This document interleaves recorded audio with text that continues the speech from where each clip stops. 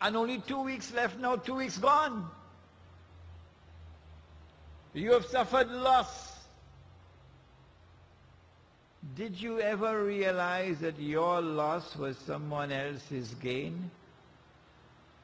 Has it ever entered into your consciousness that your loss was someone else's gain? That as the value of the money fell, there's a massive transfer of wealth from the masses to a blood-sucking predatory elite? Yeah, that is riba as well. And then when you take out the money, another 5 years later, can't buy a donkey anymore, could only buy a goat.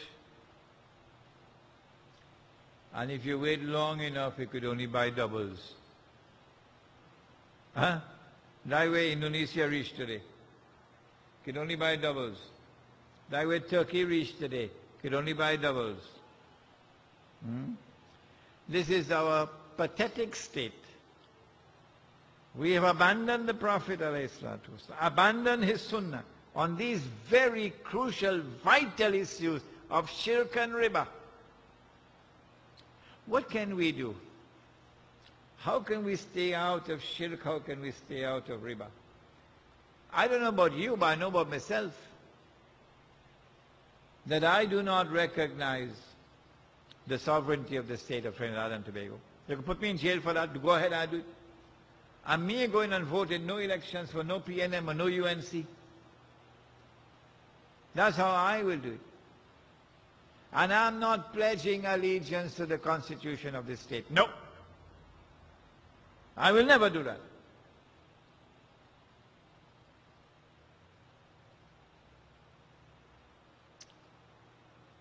Of course, like everybody else, I'll just use the word Monday and Tuesday and January and February. So I have to pray to Allah and ask Him for forgiveness for that shirk. Because sometimes I just also say Friday, which is shirk.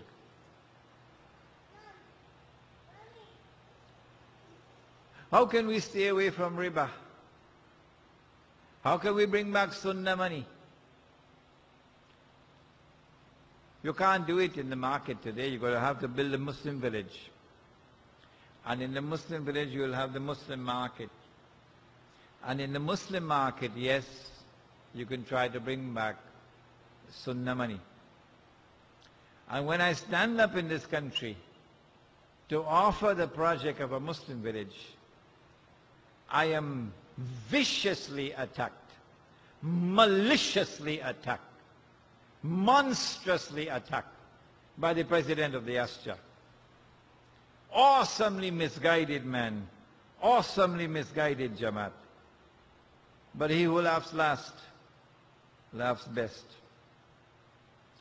If this is our pathetic state on the front of shirk and of riba, what about the rest of the sunnah of the Prophet ﷺ?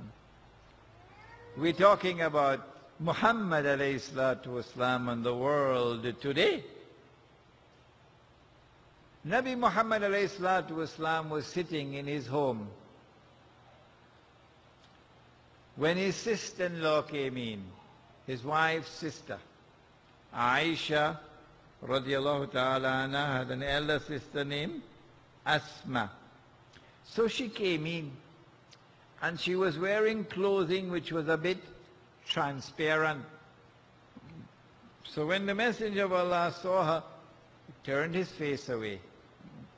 And he said to her, Asma, when a girl reaches the age of puberty, so now she has a monthly cycle, nothing must be seen of her body except this. And he pointed to the face, and this, and he pointed to the hands. And so a woman is supposed to be covered. We use the word hijab to describe that covering, hijab. But actually hijab means a curtain. that no one can speak to Allah except min wara'il hijab.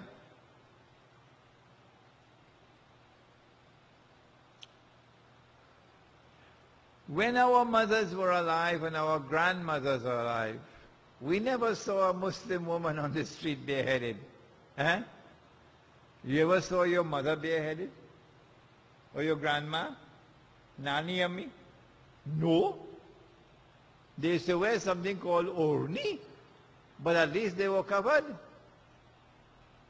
Already? Where are our Muslim women today? Illa masha'Allah.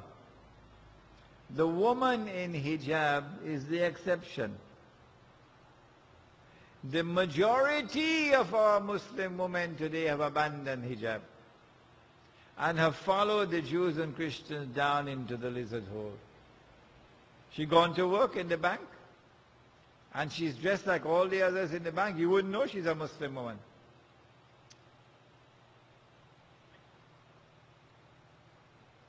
This abandonment of the Sunnah has taken place before our eyes.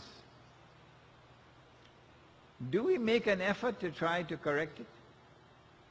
If your wife is not in hijab, you have to answer for it. You're president of the Jamaat?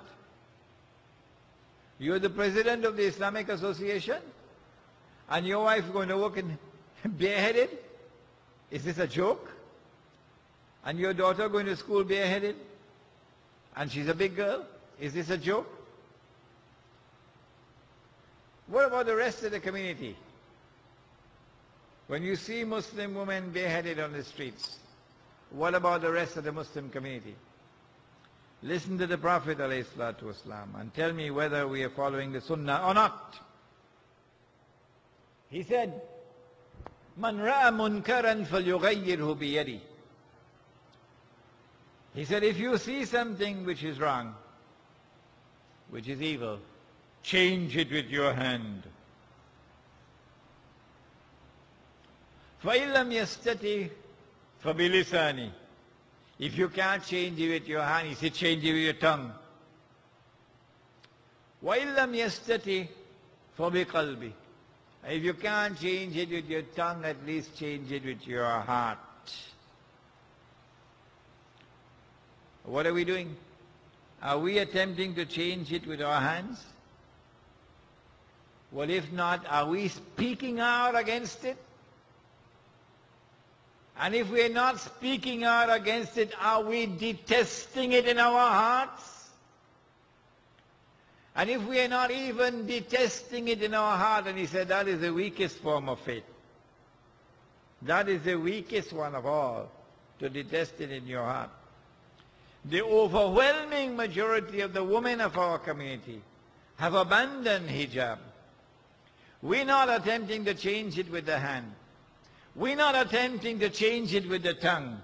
We're not even detesting it in the heart.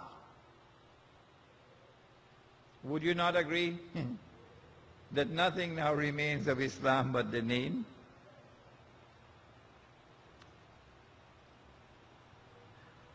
Allah has permitted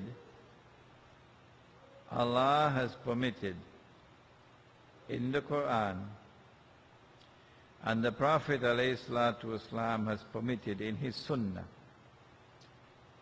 permitted a Muslim man to marry more than one wife. Does anyone want to challenge me and say I'm wrong? Come on, say it now. If I'm wrong, come and say it.